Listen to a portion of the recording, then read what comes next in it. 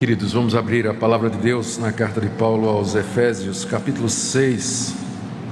Estamos chegando ao final desta carta, que nós começamos o ano passado a fazer a sua exposição. Hoje nós veremos o que nos ensina o apóstolo Paulo a respeito da batalha espiritual que os cristãos enfrentam contra Satanás. Efésios capítulo 6, do verso 10 até o verso 20. Ouçamos a leitura da palavra de Deus. Quanto ao mais, sede fortalecidos no Senhor e na força do seu poder, revesti-vos de toda a armadura de Deus, para poderdes ficar firmes contra as ciladas do diabo. Porque a nossa luta não é contra o sangue e a carne, e sim contra os principados e potestades, contra os dominadores deste mundo tenebroso, contra as forças espirituais do mal nas regiões celestes. Portanto, tomai toda a armadura de Deus, para que possais resistir num dia mau, e depois de terdes vencido tudo, permanecer inabaláveis. Estai, pois, firmes, cingindo-vos com a verdade e vestindo-vos da couraça da justiça. Calçai os pés com a preparação do evangelho da paz, embraçando sempre o escudo da fé, com o qual podereis apagar todos os dardos inflamados do maligno. Tomai também o capacete da salvação e a espada do Espírito, que é a palavra de Deus. Com toda oração e súplica, orando em todo o tempo no Espírito, e para isso vigiando com toda perseverança e súplica por todos os santos. E também por mim, para que me seja dada no abrir da minha boca a palavra, para com intrepidez fazer conhecido o mistério do Evangelho, pelo qual sou embaixador em cadeias, para que em Cristo eu seja ousado para falar, como me cumpre fazê-lo. Até aqui a leitura da palavra de Deus. Vamos orar e pedir que o nosso Deus nos dê compreensão na sua palavra e que através dela Ele supra todas as nossas necessidades. Ó Deus, nós pedimos que Tu envies o Teu bendito Espírito Santo para aplicar a Tua palavra e a exposição dela ao coração dos Teus filhos e filhas nesta noite. Nós precisamos ser instruídos a respeito destas verdades aqui reveladas, Senhor. Nós queremos orar também por aquelas pessoas que aqui estão essa noite e que ainda não compreenderam a sua profunda necessidade de arrependimento e fé em Cristo Jesus para perdão e salvação. Pedimos, Pai, que esse momento, portanto, traga glória ao Teu nome e edificação para o Teu povo, alegria para todos nós. É o que pedimos em nome de Jesus. Amém. O apóstolo Paulo está chegando ao final da carta que ele escreveu à igreja de Éfeso. Nos 3 primeiros capítulos, como vocês se lembram, ele falou a respeito dos privilégios dos cristãos. O que é que significa ser cristão? Ele falou da igreja, como Deus desde a eternidade elegeu e predestinou de entre a humanidade perdida aqueles que Ele quis. Como Jesus Cristo veio ao mundo morrer por estas pessoas e ofereceu na cruz um sacrifício eficaz por elas. E como o Espírito Santo, pela pregação da palavra, chama estes eleitos de Deus através da história, formando um corpo que é a igreja, que é composto de judeus, gentios, pessoas de todas as raças, homens e mulheres, pobres e ricos, cultos e não educados, todos aqueles que professam o nome de Jesus como seu Senhor e Salvador. Isso ele nos ensina dos capítulos 1 até o capítulo 3. Depois ele passou a falar, ele falou primeiro dos deveres, ele passa a falar primeiro dos privilégios e agora ele fala dos deveres. De que maneira nós, que fomos alcançados pela graça de Deus no Evangelho, devemos viver aqui nesse mundo? Ele fala da necessidade da unidade da igreja, ele fala sobre os dons espirituais, ainda no capítulo 4, que Deus deu à igreja para a sua edificação. Depois ele fala sobre santidade, como nós devemos nos separar do pecado, nos despindo do velho homem e nos revestindo do novo homem em Cristo Jesus, até chegar no capítulo 5, onde ele nos orienta a procurar uma vida cheia do Espírito Santo. E a partir daí ele expõe como essa vida no Espírito está ligada ao casamento, à criação dos filhos e à sociedade, ao trabalho dos empregados e também ao trabalho dos patrões. Foi isso que nós vimos até domingo passado. E agora Paulo termina a sua carta advertindo os seus leitores, os cristãos de Éfeso, e também a nós também, de que não será fácil viver nesse mundo os privilégios de sermos filhos de Deus, e também não será fácil obedecer a Deus, fazer aquilo que Ele manda na família, na sociedade, no casamento, no relacionamento de uns para com os outros e na nossa vida pessoal. Porque há inimigos poderosos, há seres poderosos, mais fortes do que nós, que se opõem a Cristo e à sua igreja e que estão em constante conflito para nós. Por isso que Paulo deixou para tratar desse assunto no final da carta, para dizer: tudo isso que eu expus, os privilégios de ser cristão e os deveres de ser cristão, eles não serão exercidos por vocês aqui nesse mundo sem dificuldade.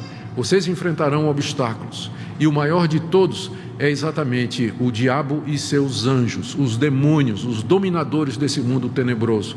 Existe uma guerra espiritual acontecendo, forças maiores do que nós, que procuram nos impedir de desfrutar plenamente tudo aquilo que nós temos em Cristo Jesus, e que procuram também impedir que nós vivamos de acordo com as orientações que Deus nos deu. É por isso que Paulo inicia essa última sessão dizendo no verso 10, quanto ao mais. Ou seja, falei isso. Agora, resta só dizer uma coisa. E aí ele introduz esse assunto, que é o assunto da batalha espiritual. Historicamente tem havido duas posturas da igreja com relação a esse conflito. Há aqueles que minimizam esse conflito. Eu tive um professor lá na Holanda, nos meus estudos, que não acreditava que existia diabo. Ele achava que o diabo era uma personificação do mal. É um mito, uma lenda. As pessoas ficavam preocupadas com a questão do mal e como é que os seres humanos podem ser tão perversos que imaginaram que haveria um ser que é a encarnação da maldade, assim como Deus é a encarnação de todo o bem, deveria haver um outro ser que era a encarnação da maldade. Então, o diabo seria um construto da mente humana em procura de respostas para o mal que há no mundo. E esse pessoal, sem dúvida, influencia e tem influenciado muito o pensamento de determinadas igrejas, porque tem muita gente que diz que acredita que o diabo existe, mas vive como se ele não existisse. Vive como se não houvesse de fato um tentador, como se não houvessem armadilhas espirituais e a ação demoníaca por detrás de determinados comportamentos humanos. Por outro lado, na outra opção, você encontra o oposto. Pessoas que valorizam tanto a existência do diabo e a ação de Satanás, que se Deus tirasse o diabo do mundo, eles não saberiam o que fazer. Tem pastor que o ministério deles gira em torno do diabo. Se Deus levasse o diabo, eles iam perder o emprego, porque eles não sabem fazer outra coisa senão expulsar demônio, repreender demônio, amarrar demônio, quebrar maldição hereditária. Não sabe fazer mais nada. Então é um outro extremo também. Ambos os extremos são perigosos, tanto aquele que não reconhece a atuação desses seres espirituais na existência humana, como também o outro lado que supervaloriza esses poderes e atribui tudo que existe de ruim e de mal, a tudo aquilo que não presta no mundo, é atribuído então à ação desses seres. Eu penso que o apóstolo Paulo pode nos trazer a sobriedade aqui, quando nós estudarmos o que ele nos diz e entendermos em que é que consiste de fato essa batalha espiritual, essa luta. E eu quero então chamar a sua atenção para o que ele nos diz aqui nessa passagem ao final da carta aos Efésios. O meu objetivo é que Deus nos instrua para que nós estejamos prontos para esse conflito diário e interminável que irá até o dia da vinda do Senhor Jesus. A passagem começa com a ordem de Paulo para que os cristãos se fortaleçam na pessoa de Cristo e no seu poder. Verso 10. Quanto ao mais, sede fortalecidos no Senhor e na força do seu poder. Esse fortalecimento que Paulo deseja aqui é que nós nos apossemos ou sejamos fortalecidos com a mesma força que Cristo tem. Aqui na carta ele já havia mencionado este poder de Cristo. No capítulo 1, a partir do verso 20, ele diz que Deus ressuscitou o Senhor Jesus e o fez assentar à sua direita nos lugares celestiais, acima de todo principado e potestade, poder e domínio, e de todo nome que se possa referir, não só no presente século, mas também no vindouro. E pôs todas as coisas debaixo dos seus pés, e para ser o cabeça sobre todas as coisas o deu à igreja. A Bíblia nos ensina que Jesus Cristo, Filho de Deus, morto pelos nossos pecados, ressuscitou ao terceiro dia, subiu aos céus, está sentado à direita de Deus e recebeu todo o poder no céu e na terra. Ele está sobre toda a criação e ele tem autoridade sobre toda a criação. Diz o texto aqui no verso 21 que ele recebeu poder acima de todo principado e potestade, poder e domínio e nome que se possa referir, não só no presente século, mas também no vindouro. Ou seja, é a maneira da Bíblia dizer que Jesus é Senhor de toda a criação. Não existe nenhuma criatura que esteja fora do domínio dele. Ele tem autoridade absoluta sobre todos, homens e anjos, caídos ou não, sobre demônios, sobre espíritos maus. Todos estão debaixo da autoridade de Jesus Cristo. E essa é uma lição que nós precisamos aprender desde o começo. O diabo, como é descrito em algumas religiões, em algumas manifestações religiosas evangélicas, parece ser um poder independente, igual ao poder de Deus, só que na direção contrária, e que faz o que quer, e Deus apenas tem que vir atrás e consertar o estrago que o diabo fez. Essa não é a visão bíblica. O diabo não é Deus, ele não é um Deus, e ele está debaixo da autoridade de Jesus Cristo. Ele só vai até onde Jesus permite, e ele só faz aquilo que o Senhor Jesus autoriza. Ele está debaixo do governo de Cristo. Ele é um destes que está sob o seu domínio e sob o seu poder. Então, nós não devemos pensar no diabo como sendo este poder independente, mas lembrar que ele também está debaixo do governo de Deus e da autoridade de Deus. Só há um Deus, e ele governa sobre todas as coisas, inclusive sobre as forças do mal. Elas não podem fazer absolutamente nada que Deus não permite. E aqui está a nossa segurança e a nossa tranquilidade, saber que de fato Deus reina em Cristo Jesus, e que nenhum mal chega a mim que o meu Deus não permita. E se eu sou tentado, eu sou tentado apenas até o ponto em que eu possa suportar, diz o apóstolo Paulo, e que Deus não permitirá que essa tentação seja acima das minhas forças. Foi o que Jesus disse a Pedro, e foi o que Deus disse a Satanás quando este queria tentar a Jó. Vai, Deus disse, mas tem limite, você só vai até aqui. Então é bom saber que nós estamos num universo onde o poder supremo e maior é de um Deus bom, sábio, justo e verdadeiro, e o mal não triunfará.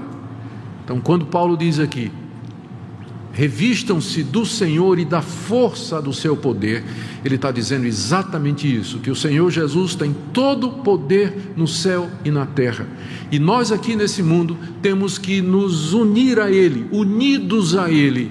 Nós, revestidos desse poder que Ele tem, nós podemos aqui viver nesse mundo, enfrentando os males que nos cercam e todas as tentações.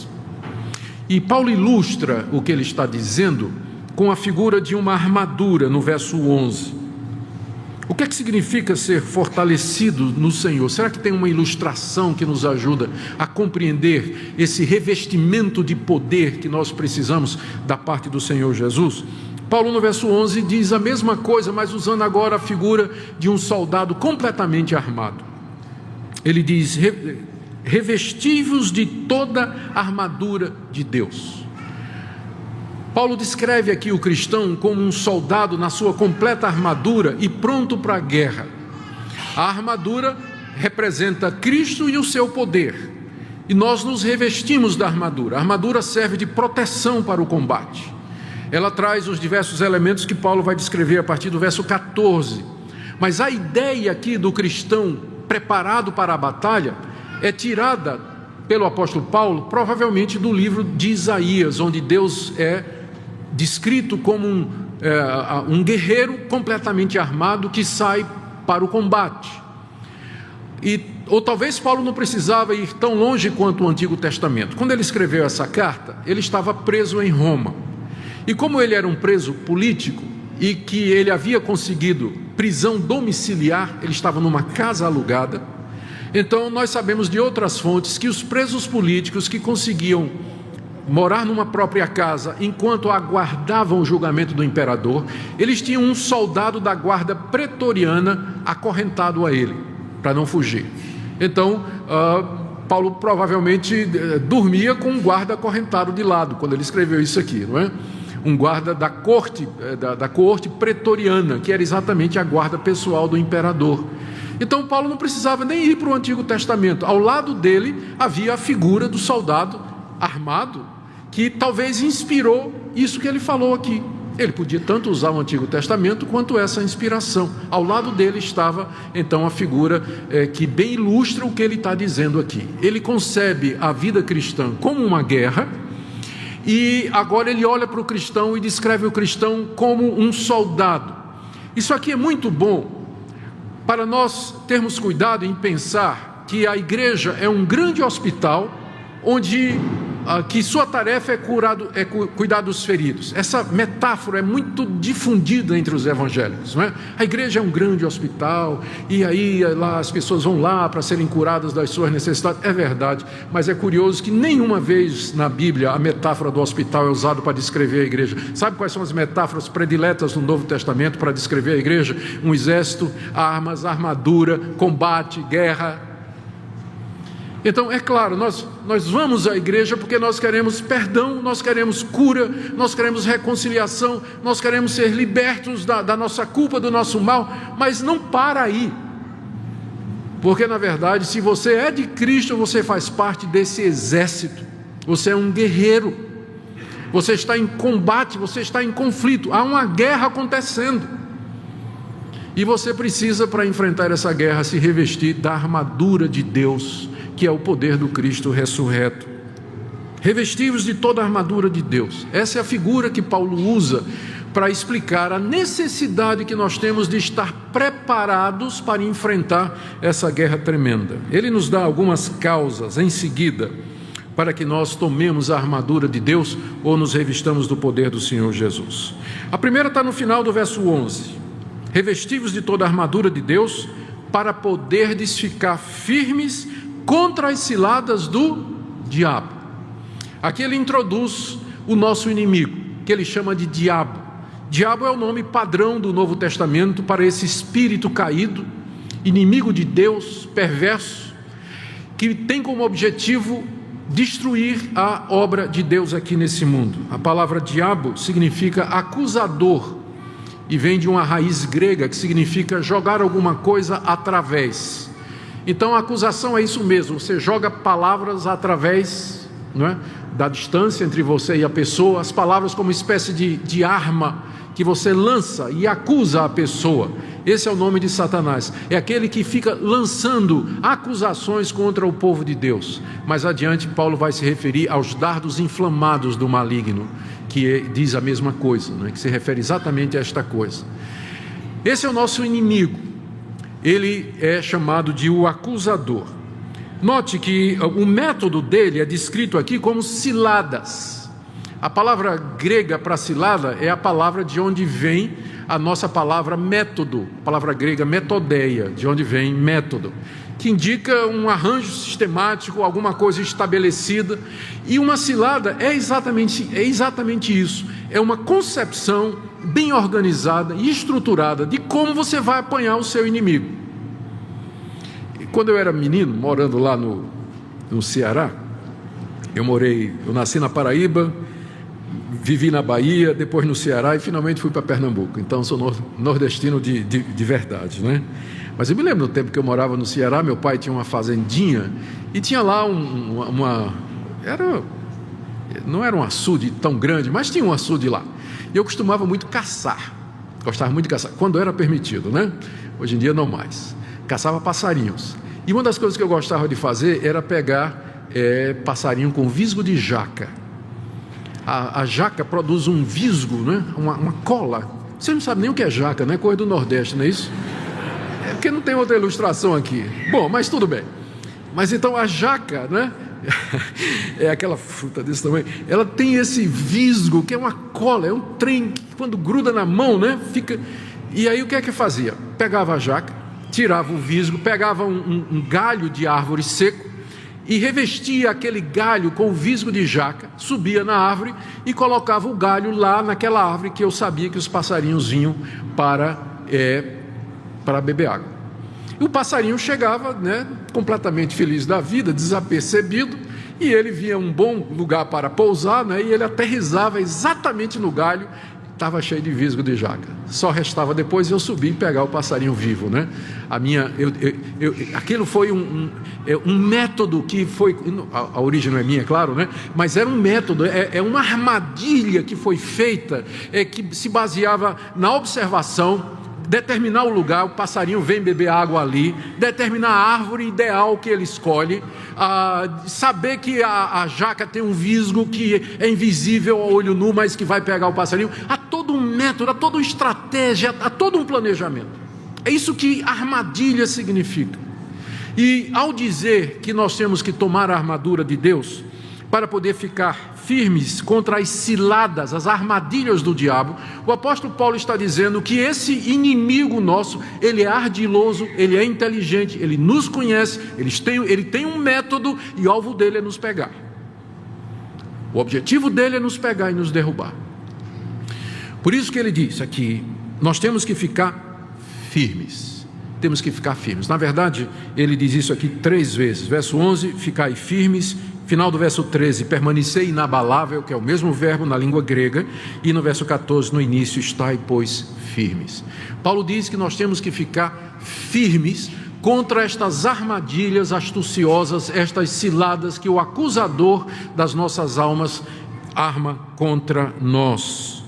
Então essa é a primeira razão que é colocada aqui, para que nós tomemos a armadura de Deus. Supostamente, o apóstolo Paulo está dizendo, se nós estivermos com a armadura de Deus, nós poderemos evitar ser apanhados nessas ciladas que o diabo arma no nosso caminho, na nossa existência aqui. Talvez eu devia, aqui seja o momento de dizer que a visão que Paulo tem dessa batalha, ela é um pouco diferente da perspectiva que é trazida pelo movimento de batalha espiritual hoje. O movimento de batalha espiritual diz que nós precisamos caçar os demônios, saber onde é que eles estão, descobrir os nomes deles, tirá-los dos territórios que eles ocupam, derrubá-los, destroná-los do trono de Satanás, expulsá-los de uma determinada região. Então, a maneira como essa batalha tem sido ensinada na igreja nos últimos 25 anos, 30 anos, que é a data do movimento do surgimento do movimento de batalha espiritual, é que a guerra, a batalha espiritual é um ataque que Satanás tem que fazer aos demônios. Só que eu não estou vendo isso aqui. O que eu estou vendo é o contrário, é o diabo vindo contra mim. A ordem é que eu fique firme. Eu não encontro em nenhum lugar do Novo Testamento, especialmente no livro de Atos, que registra o trabalho dos apóstolos, que o apóstolo Paulo, quando chegava numa igreja para pregar, numa cidade para pregar o evangelho, primeiro ele ia fazer guerra espiritual para saber quem era o demônio daquela cidade, o nome do demônio, amarrar o demônio, destronar, para então ele poder evangelizar. Onde é que tem isso no Novo Testamento? Jesus nunca ensinou isso, os apóstolos nunca ensinaram, não está em lugar nenhum. O que a Bíblia está dizendo é que nós já vencemos, o nosso Cristo já venceu, Ele tem todo o poder no céu e na terra, resta-nos ficar firmes contra o inimigo derrotado que vem ao nosso encontro para fazer o maior estrago que ele puder, mas a vitória já é nossa. Então é uma batalha de resistência. É claro, se nós, à medida que nós pregamos o Evangelho e plantamos igrejas, se aparecerem pessoas possuídas de demônios ou com opressão espiritual, nós vamos mandar sair em nome de Jesus. Mas esse não é um ministério de libertação de demônios. Onde é que tem isso aqui no Novo Testamento? Quarta-feira venham para a igreja que nós vamos ter uma reunião para expelir demônio. Me encontra aqui os apóstolos marcando reunião de libertação de demônio, por favor, no Novo Testamento. Eu creio que pessoas podem ficar possessas de espíritos hoje, mas a minha tarefa não é sair catando, não. Agora, se aparecer, vai sair em nome de Jesus. Vai sair em nome de Jesus. Mas não é esse o meu ministério. Meu ministério é anunciar a palavra de Deus. Meu ministério é centrado em Cristo. É esse o ministério da igreja. Anunciar a Jesus e Ele vitorioso. As pessoas que formam ministérios em torno disso acabam glorificando quem? Quem acaba sendo o centro do ministério deles? Não. A nossa tarefa é ficar firme. A figura é de um soldado em campo já conquistado e que ele está firme guardando aquele território. E o inimigo derrotado está vindo em guerrilha contra ele, querendo tirá-lo daquela posição. Essa é a figura que nós temos que ter em mente. Eu tenho na minha cabeça uma imagem de há muitos anos passados. Estava na Holanda com minha esposa e filhos, na época em que o Iraque invadiu o Kuwait. E os Estados Unidos vieram em defesa e a Força Aérea dos Estados Unidos bombardeou as forças militares do Iraque, quebrou a espinha dorsal do exército iraquiano e os iraquianos tiveram que se retirar do Kuwait. Eles tiveram que sair. E a figura que eu tenho é na televisão as imagens de poços de petróleo incendiados pelos iraquianos quando eles batiam em retirada.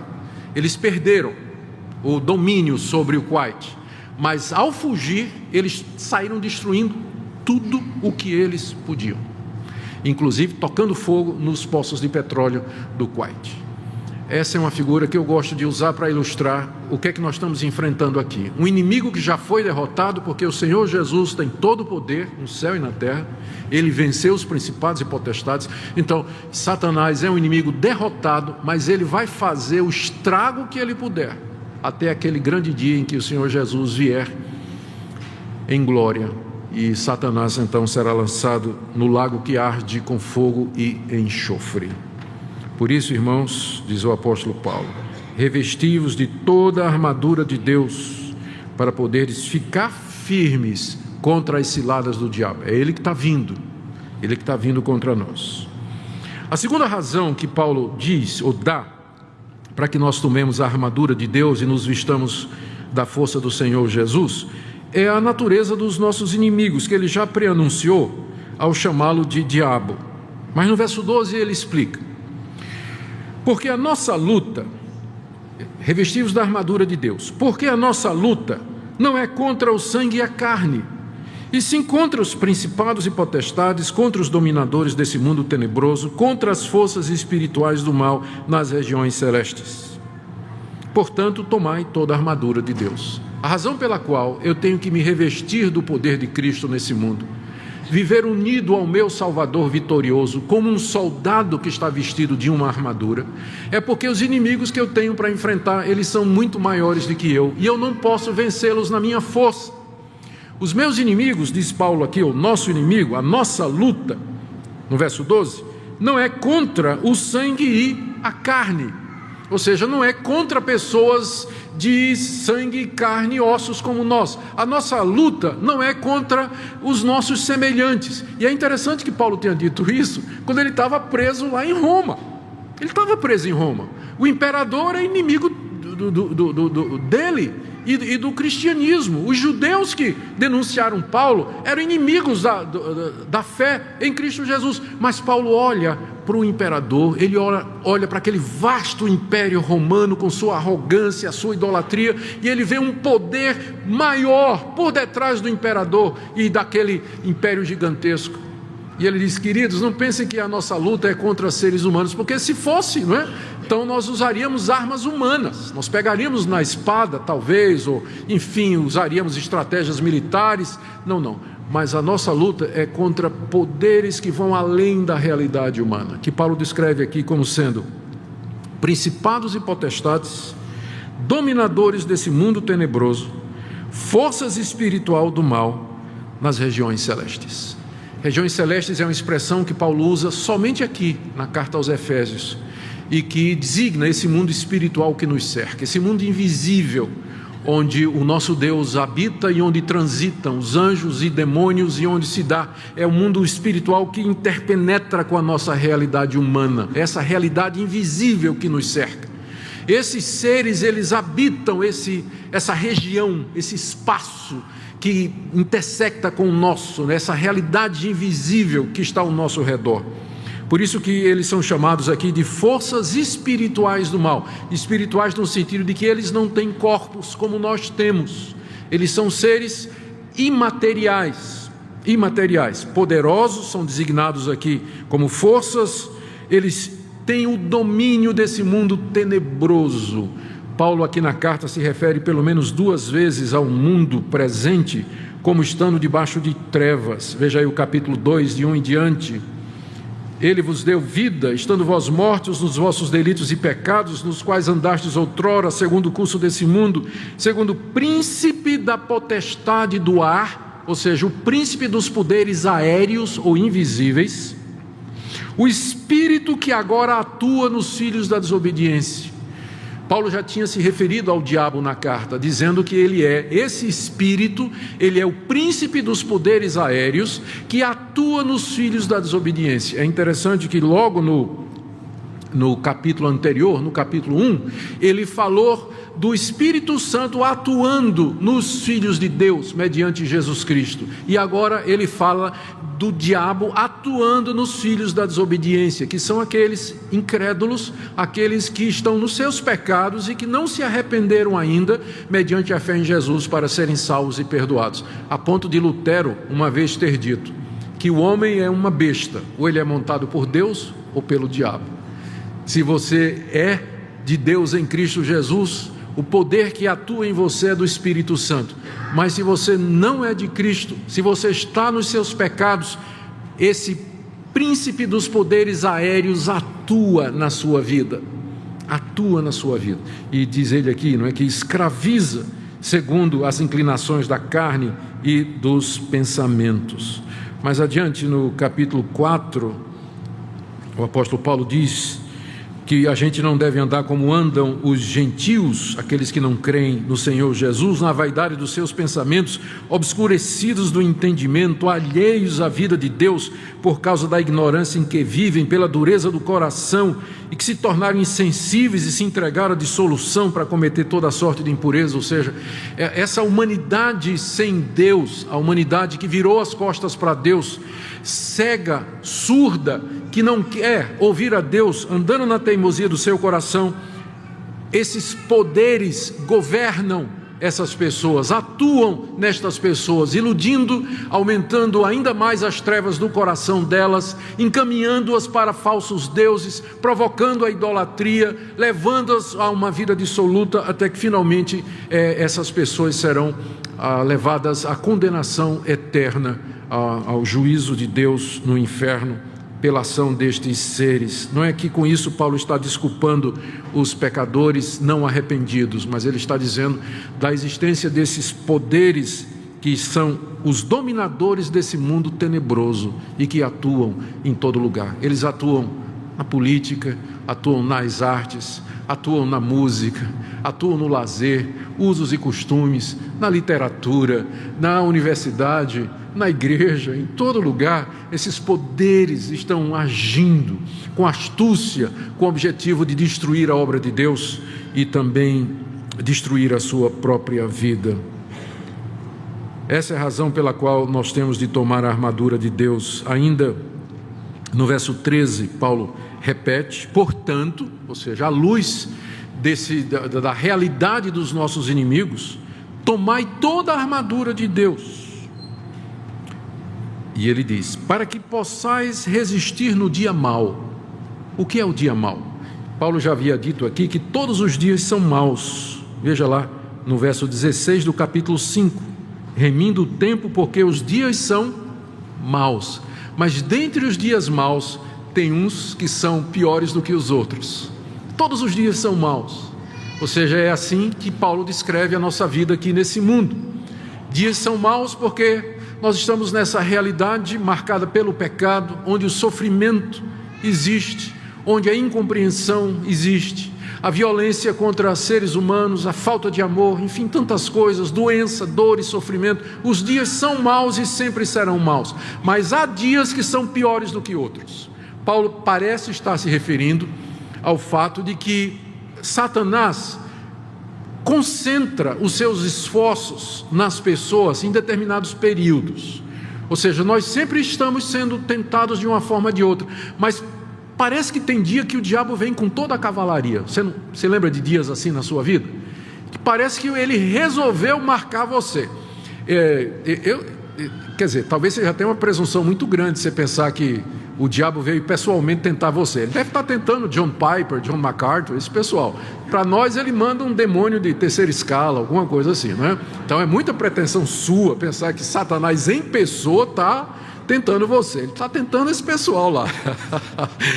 Mas, porque ele não é onipresente, né? Satanás não é onipresente, ele não está em todo lugar ao mesmo tempo. Mas ou ele ou uma secla dele, parece que concentra. Tem dia que você tem a impressão que todas as forças do inferno se levantaram contra você. Aquela confusão mental, aquelas trevas, aquela angústia. E esse dia, na verdade, ele pode durar semanas, pode durar meses, pode durar anos até, em que você está sob profunda opressão, angústia, dificuldade, tentação.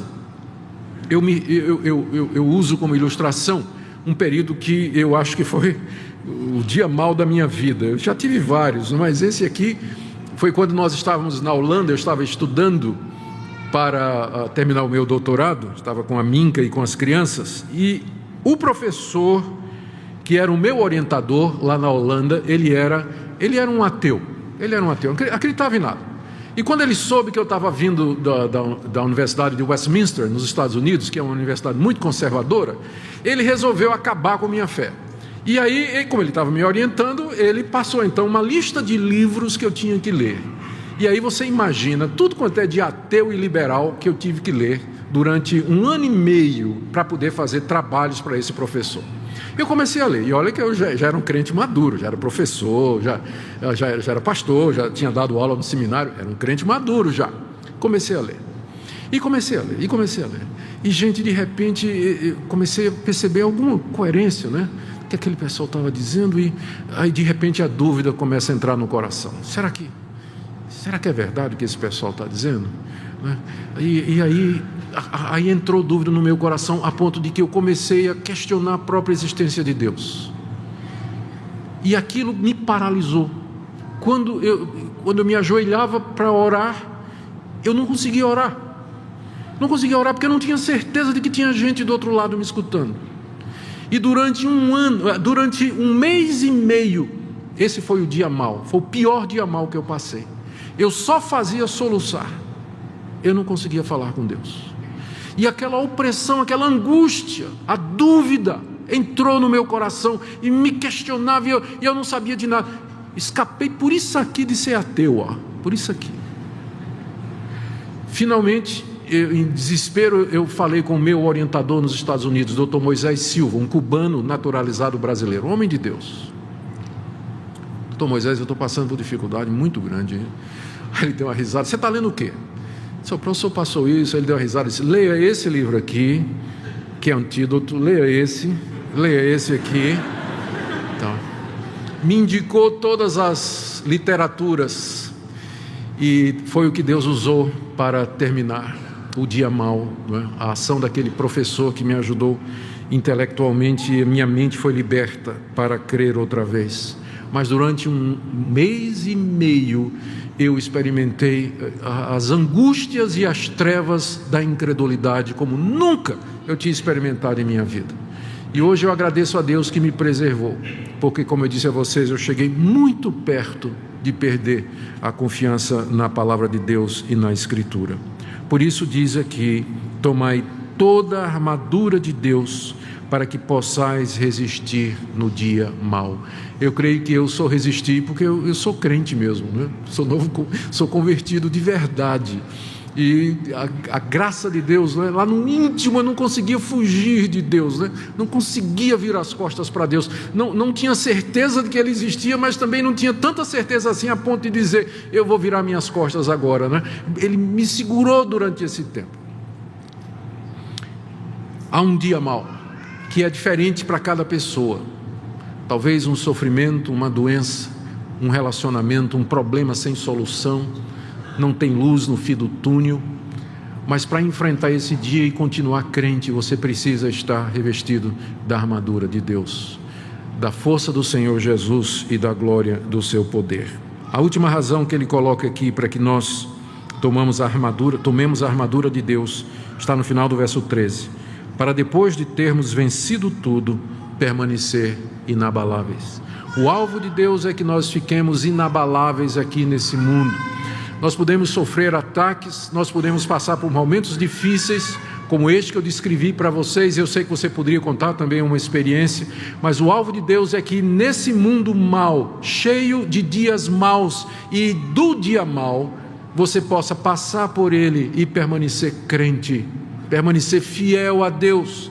E por essa razão, você precisa se revestir do Senhor Jesus e da força do seu poder. Como um soldado veste a sua armadura para ir para o campo de batalha. A gente vê com tristeza cristãos completamente descuidados, que começam o seu dia ou vão para a batalha do dia a dia sem buscar a Deus, sem oração, sem comunhão com Deus, sem meditação na palavra de Deus, não tomam nenhuma atitude.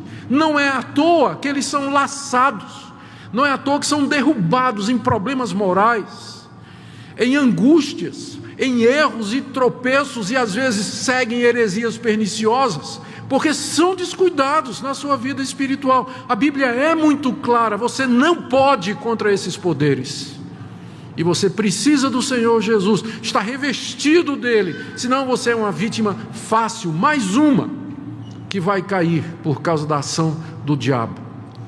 Ele sabe exatamente as suas fraquezas e vai colocar no seu caminho aquilo que lhe atrai e lhe seduz, e você vai pousar como um passarinho naquele pé de árvore favorito, sem saber que ali está a armadilha que vai lhe ferrar e vai lhe segurar e vai destruir a sua vida.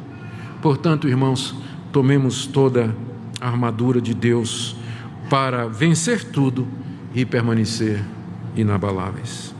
Eu quero terminar aqui com alguns pontos que nós podemos tirar do que vimos até agora. No próximo domingo, querendo Deus, mercê de Deus, nós terminaremos do verso 14 até o verso 20, terminaremos a carta. Queridos, existe uma batalha acontecendo e você está no meio dela. É uma batalha de natureza espiritual, de natureza invisível. É uma luta pela sua mente, é uma luta pelo seu coração. Estão errados aqueles que pensam que o alvo do diabo é tirar o teu emprego, tirar a tua saúde, tirar a tua prosperidade. É um erro essas pessoas pensarem que esse é o objetivo principal do diabo.